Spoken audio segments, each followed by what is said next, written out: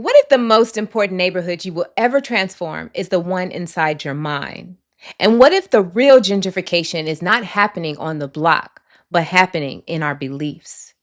And what if the difference between displacement and elevation is the consciousness we bring to the process? Before we talk about fixing houses, we must talk about fixing mindsets. Before we talk about uplifting communities, we must talk about uplifting ourselves. Great awakening, magnificent people. I am Jazmian D. Welcome to the Generational Rhodium. This is the media and healing branch of HWPLP. HWPLP stands for health, wealth, prosperity, love, peace. We are a movement-driven investment firm committed to building generational wealth through healing, collective economics, real estate, and venture capital. Please take a moment to comment, like, share, subscribe, and join our mailing list at our website, hwplp.com. And you can learn more about the movement there. This episode is part of our newsletter series, Flipping Mindsets, Not Just Properties. Now let's get into this magnificence.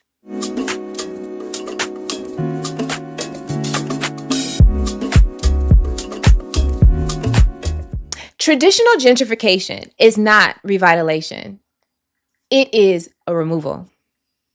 Outside investors arrive, property values rise, families are priced out, cultures get erased, elders lose their homes, businesses disappear, and a psychological message is formed. You don't belong in the place you helped build. This is not just economics. This is emotional displacement. Communities begin to believe improvement means eviction. Development means erasure. And progress means losing our roots. Psychological damage sits in as internal belief says we don't belong in what we helped build.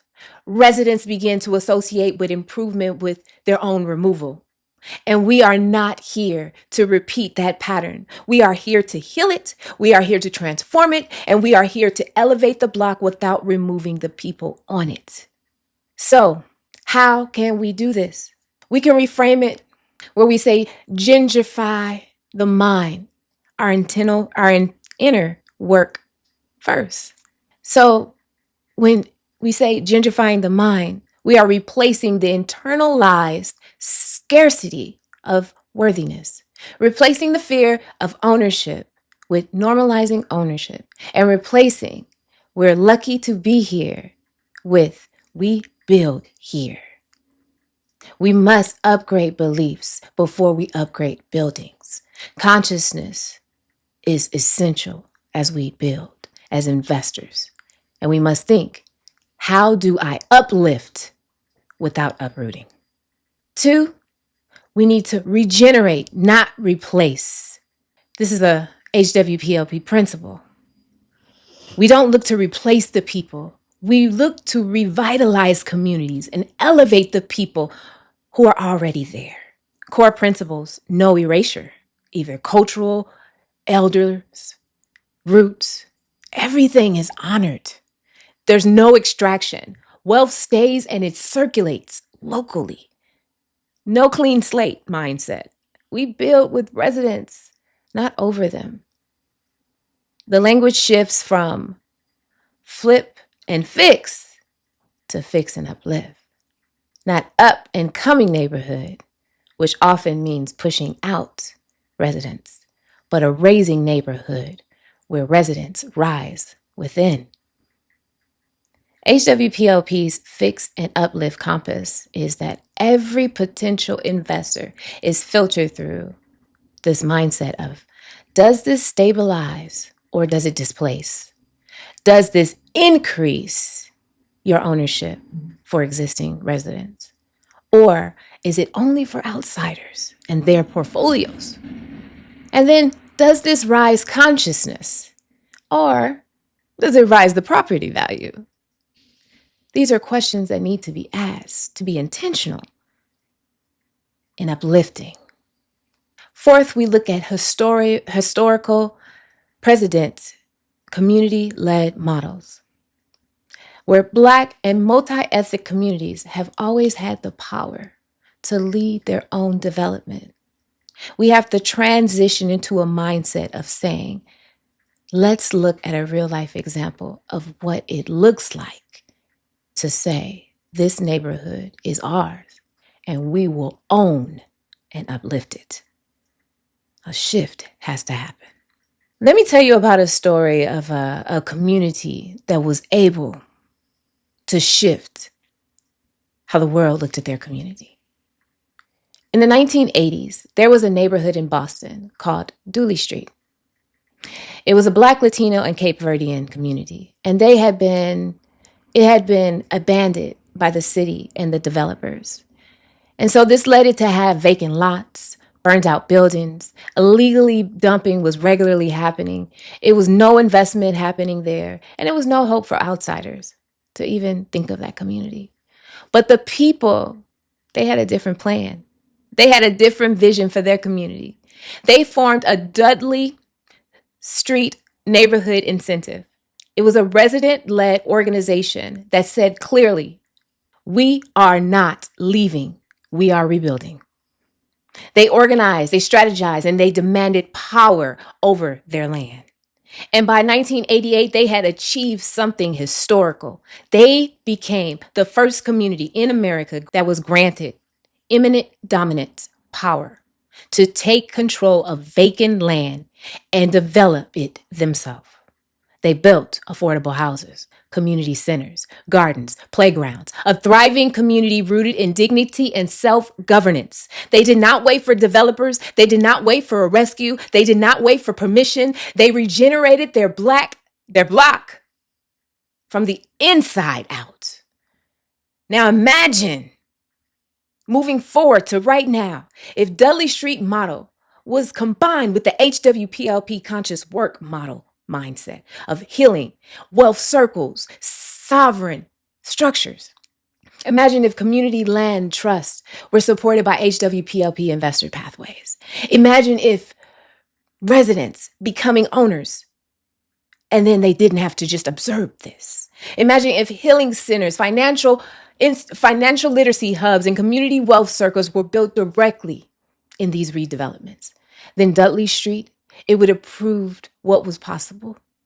HWPLP takes that possibility and expands it into a system designed to uplift every block through healing, ownership, and sovereignty. Now let's take a moment to breathe. We'll do a quick 4-box breathing exercise, followed by a short visualization. The 4 boxes: inhale 4, exhale, hold 4, exhale 4, hold 4. So while doing this, you can close your eyes or soften your gaze. And while we do it also, I will say some affirmations. We're only going to do it twice, and then we're going to get into the visualization. So inhale, I rise. Hold, my community rises. Exhale, I release extractive ideas. Hold, we elevate together. Second time, last time. Inhale, I rise. Hold, my community rises.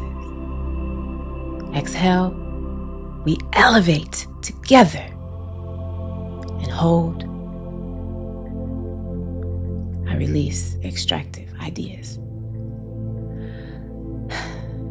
Now visualize the block you grew up on.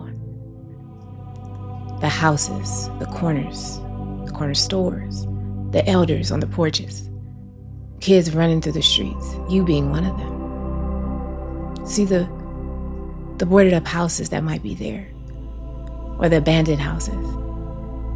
See them become restored. See empty lots become gardens. See community centers, healing spaces, and resident-owned businesses. See elders staying. See families returning. See young people leading.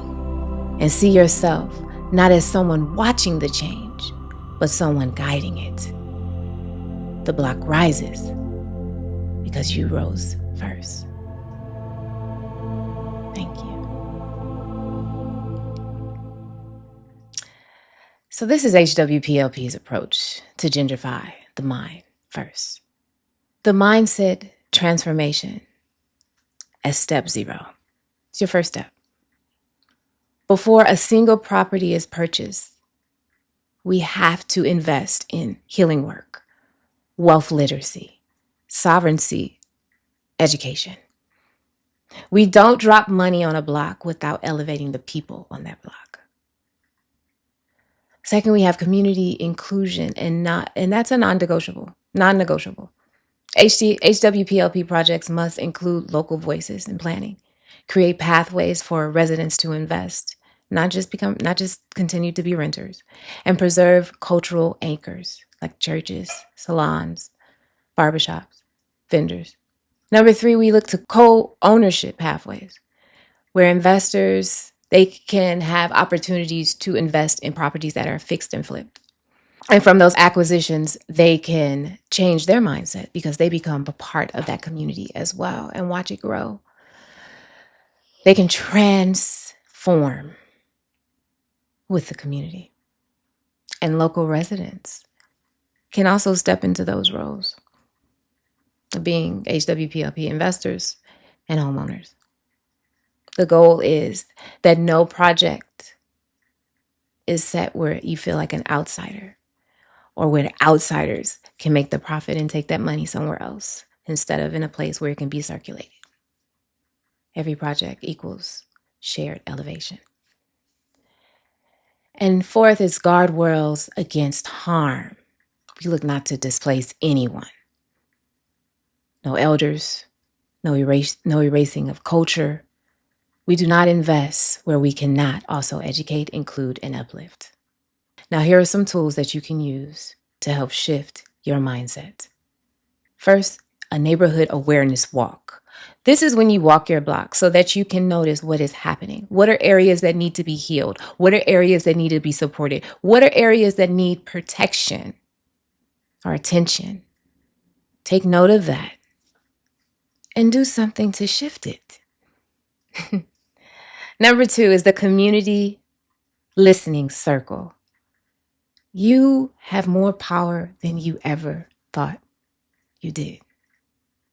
Create a community group that allows people to come together to discuss, to gather, and to determine what do we want our neighborhood to become? What are we afraid of losing? And what can we build together? It will be powerful to see how much just within your community change can happen. And the pride and the love will come. Number 3 is conscious investment filter. Before you invest, you need to ask yourself, does this uplift the people? Does this include people or exclude them? And most important, does it empower people? You should always want to empower. And finally, the Mindset Gentrification Journal.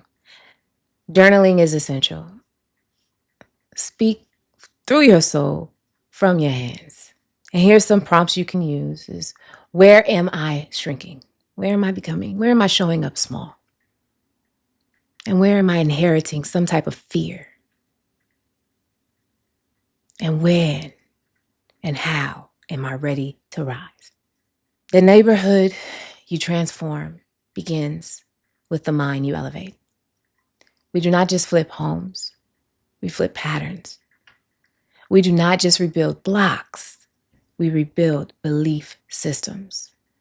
Now let's close with the HWPLP affirmation. Heal your mind, body, and soul. Build the wealth that is your birthright. Live in full prosperity, love unconditionally, and live in a state of peace. And so it is, and so I am, and so it be.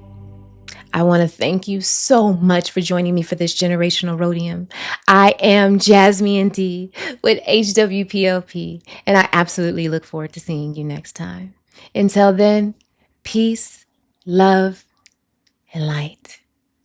Thank you.